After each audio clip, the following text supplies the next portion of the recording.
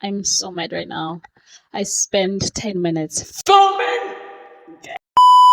Hello, Sissy Plagas. Welcome back to my channel. My name is Lukijo. Hi, if you're new, and hello, if you are a returning subscriber. Thank you for tuning in today's video and sitting down while I yap about movies and while I yap about cinema in general. Okay. Anyways, it's been a long time since I sat here and talked to you guys, but I'm just gonna get into the video. But before we get into the video, yes, I know I said I just want to get into the video, but before we get into the video, that doesn't make sense, but doesn't matter. Before we get into the video, I just want to put out a spoiler alert and a disclaimer. Everything that's said in this video is my opinion and my opinion alone. You are more than welcome to disagree with it and voice your disagreements or your opinions down in the comments below. But please do it with kindness because I don't want drama in my comment section. We are all friends. Not really, but Anyways, let's get into this video. Anyways, let's start with why. This movie, Imaginary, had so much potentials, but they fucked it up with the fucking cheap ass jump scares and the the badly lit scenes. Dark doesn't equal scary. I mean, sure, the dark is scary, but when it comes to horror movies, I feel like, especially when the movie has a monster who is a focal point of the movie, you need to show the monster. Vibes. Show the fucking monster.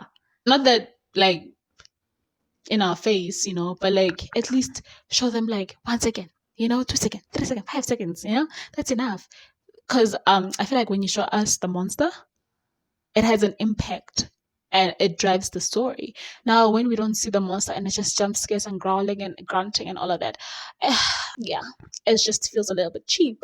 It feels a little overdone. It feels lazy. It just feels like you didn't want to put any effort in the movie and you just put it out there for the sake of putting it out there. A quick summary of the movie. Woman leaves childhood home when she's a child. She forgets imaginary friend. Imaginary friend is angry. Woman moves back to her childhood home with her husband and 2 stepdaughters. Severed, the entity becomes enraged. Like throw out the window. Anyways, imaginary friend targets the younger daughter to bait the woman because the imaginary friend is the woman's imaginary friend, not the younger daughter. Anyway, to bait her into going into the adventure world where they take children that disappear without a trace. But in the end, she prevails and they live happily ever after. To be honest, I didn't really focus that much because, I was alone in the cinema. I was a little bit paranoid, got scared because I was like, in a dark place alone with funny fucking, jump scare noises. So, yeah. But what I do remember is that this movie is a little bit forgettable. No, it is actually forgettable. But with the parts that I was able to focus on, I am putting it in this video. And this video will be in comparison to Coraline. Now, I just want to say that I didn't find any article saying that this movie was inspired by Coraline. This is just my own opinion and my own observation. So, yeah, take this with a grain of salt. Okay, babies? Anyways, let's get into it. Now, the first theme, the first thing that I saw, the first inspiration that I saw was the color theme, blue and yellow. We know that in Coraline, it's her blue hair and her yellow raincoat. Now, the raincoat, we see it obviously in the beginning when the beldam is sewing the doll. Then we see it again when she's wearing it and she meets Wybie, the real Wybie. Then we see her wearing it again when she's battling the beldam in the end. In Imaginary, Jessica is wearing a yellow dress. She wears it like half part of the movie, like from middle to the end, meaning that's her battle, her battle attire. And the blue is the blue in the adventure world. Now, in cinema, colors can mean a lot of things. When there's color on cinema, it can give off a certain mood, a certain emotion, so that you can interpret it how you want it. Now, with Imaginary, the yellow is for me is obsessive or madness. Jessica became a little obsessive with her younger stepdaughter, imaginary friend Chansey.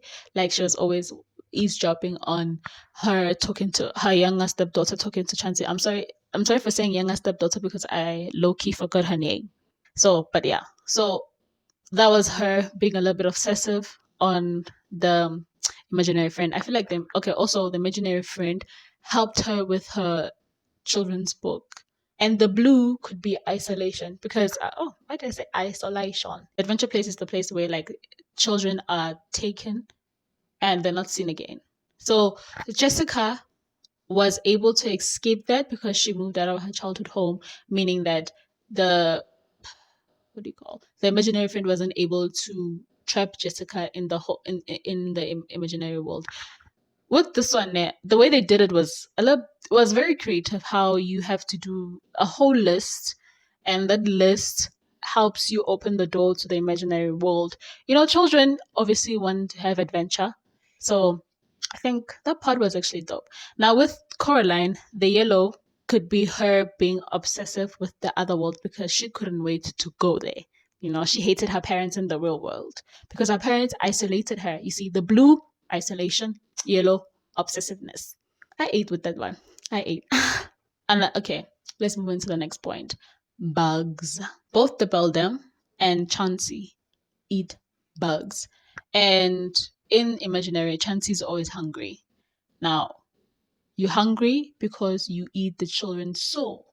The Beldam doesn't eat the feast, but she starves her husband, a puppet husband. That's why he's always eating a lot. I'm not a theorist, okay? After watching Cece's World about Coraline theorists, I've been seeing a lot of theories of Coraline, and I'm not a theorist. I'm just saying what we already know, what they have shown us. Okay, this is not me making up my own theory. We know that the Beldam kind of starved the husband because she was only making food for Coraline when she came to the other world, meaning that for those hours during the day when Coraline is in the real world, the Beldam does not feed that man. And also, she does not eat the food because she eats the souls of children. You know those three children, those three souls? Yeah. And we also see her eating the chocolate bugs, beetles. So, because she's a spider. Okay. So, yeah. That was one of the themes, the bugs, which kind of also, you know, gave you that it rang a bell. You're like, oh, okay. I don't know why they eat bugs. Actually, that doesn't make sense why they eat bugs. But obviously, when they take the child to the adventure world, the child is the soul that the imaginary friend eats. Honestly, I feel like I'm describing a Coraline adjacent film. I mean, I kind of am. I did say this is inspired by Coraline. I mean, yeah, it was inspired by Coraline. Anyways, the third point, childhood homes. I know that the Pink Palace is not Coraline's childhood home. It's Wybie's grandmama's childhood home. But with Imaginary, it's Jessica's childhood home. Now, I just want to say this that when movies do childhood homes, they always fuck them up. Why? Okay, I know it's a horror movie, but childhood homes always have that thing of hiding a secret. Obviously, with Coraline, it was the door to the other world where Wybie's twin sister disappeared to. We all know that she's the third one, the one before Coraline. Now, with Imaginary, right? The childhood home obviously holds a lot of secret because her father is in a mental institution because he looked into the imaginary friend or the monster's eyes and saw, I don't know, the truth. Like this old lady explains it that you're not supposed to look into its eyes. Oh my god, something just came into my head. You know how in the other world they have button for eyes? And we know that eyes are the windows to the soul. Does that mean about them? Oh wow! I didn't actually I never saw this theory. I'm not a theorist, but it could be. I feel like it's already out there though. But the reason why, obviously, the Beldam souls. Oh, that's why. Yeah, that's why she offers the button eyes because she wants the soul. That is the first step of her consuming the soul. Darling, you cracked it. You cracked it. Honestly, I'm not a theorist, but I guess when you look into a monster's eyes, you see the truth, and it's then you like that's when it it decides whether you can handle the truth or not. Most people don't know, can't handle the truth. So childhood homes are like the unspoken truth that can fuck up your mental. Honestly, I think that them using a childhood home was a good touch to it because it gave more personality to the character and how they are unable to remember the imaginary friend. So now they have to remember the imaginary friend because of the childhood home. I don't know. I think imaginary had this potential of it being able to give that imaginary things a very messed up. Like when a child has an imaginary friend, there's a time and a place where, I mean, there comes a point in time where a child needs to get over an imaginary friend, and if they don't, then obviously there's going to be some problems. I'm not saying that you, like, children having imaginary friends is a problem, but you know, there comes a certain age where you're like, okay, you're talking alone now. You the imaginary friend is not imaginary, but it feels a little bit real. I feel like when a child continues to have an imaginary friend, it's no more an imaginary friend, but a spirit. I mean, in the movie, imaginary friends are explained as spirits in other cultures, which I get because cultures are very different.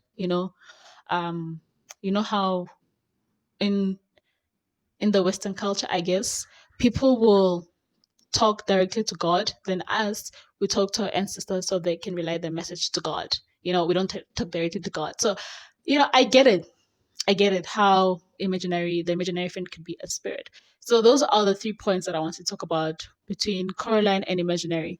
Now, I just want to say that there's also a part where I feel like this was not it didn't do a comparison to Coraline. It was when she was still stuck in the adventure world. Like, when you think everything is okay, it's at the end of the movie, then you're like, you know what, we're done.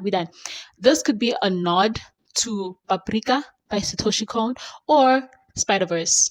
Across the Spider-Verse. You know how Miles Morales went to the spider that bit him, the original um, universe, Earth 42, in Paprika, when the therapists are stuck in the dream world.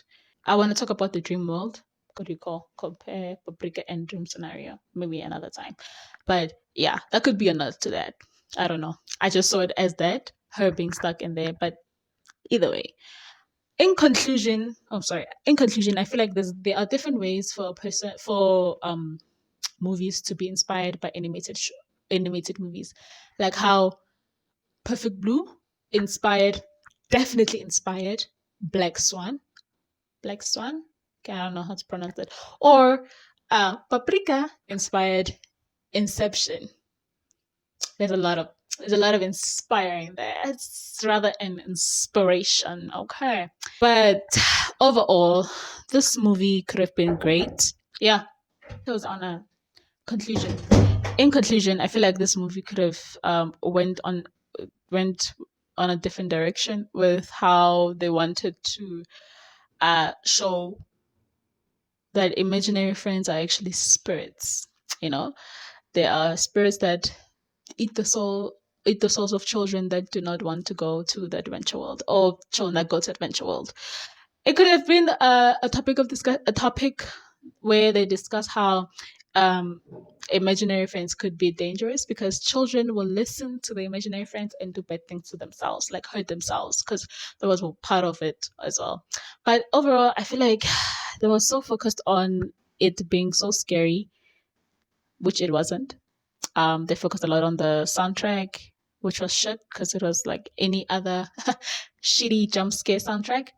I feel like when with horror movies, the main thing you want for your audience is for them to be overwhelmed, not really overwhelmed, but like their heart to beat very fast. It has to have an impact on your audience, and if it doesn't, then what was the point? I don't think. Well, though I forgot the ending of this movie, I don't think um there is a open space or a possibility for a sequel. Hope not. Okay, hope not. But yeah, that's what I wanted to talk about today. And I hope you guys like this video. And don't forget to subscribe. And I'll see you on the next one. Remember, these are just my opinions, and if you have something to say, you can put it down in the comments. Thank you.